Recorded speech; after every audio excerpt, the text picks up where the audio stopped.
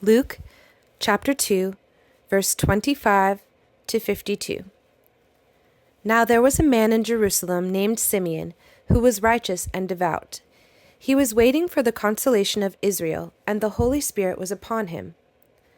The Holy Spirit had revealed to him that he would not see death before he had seen the Lord's Christ.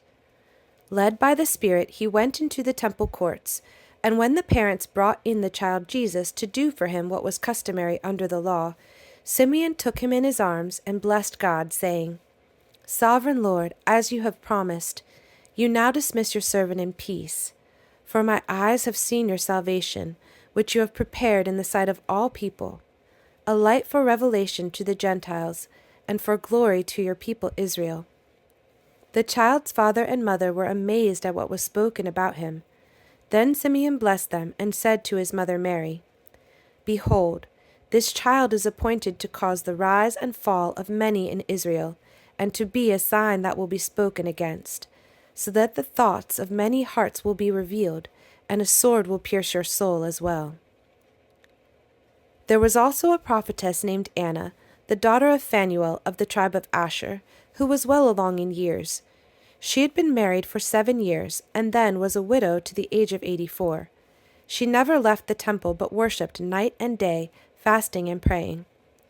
Coming forward at that moment, she gave thanks to God, and spoke about the child to all who were waiting for the redemption of Jerusalem. When Jesus' parents had done everything required by the law of the Lord, they returned to Galilee, to their own town of Nazareth. And the child grew and became strong. He was filled with wisdom, and the grace of God was upon him. Every year his parents went to Jerusalem for the feast of the Passover. And when he was 12 years old, they went up according to the custom of the feast. When those days were over and they were returning home, the boy Jesus remained behind in Jerusalem, but his parents were unaware he had stayed. Assuming he was in their company, they traveled on for a day before they began to look for him among their relatives and friends. When they could not find him, they returned to Jerusalem to search for him. Finally, after 3 days, they found him in the temple courts, sitting among the teachers, listening to them and asking them questions. And all who heard him were astounded at his understanding and his answers.